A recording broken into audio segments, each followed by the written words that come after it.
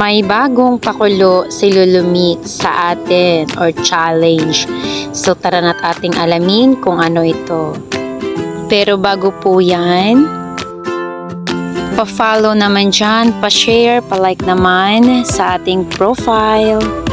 So ngayon punta tayo sa ating dashboard. Punta tayo sa ating tools. And then click natin yung earn achievements for creating reels. Charan!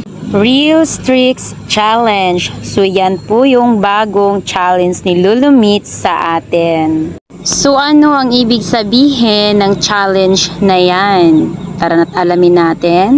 Sa loob ng 7 araw or 7 days ay ma-maintain mong mag-upload everyday ng video reel. Once makumpleto mo ang challenge ni Lulumit ay bibigyan ka niya ng 4 diamonds a week. Yes, hindi lang isang beses tayo makakatanggap ng Reels Trick Challenge. Ito ay weekly challenge sa atin.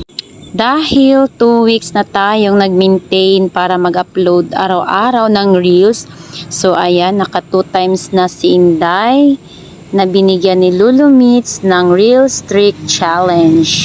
So ayan mga kaibigan, sana may natutunan kayo. Kaya ano pang inaantay mo, wag mo lang basta panoorin ito, i-check mo na rin ang iyong achievements. Thank you for watching. Thank you. God bless us all everyone.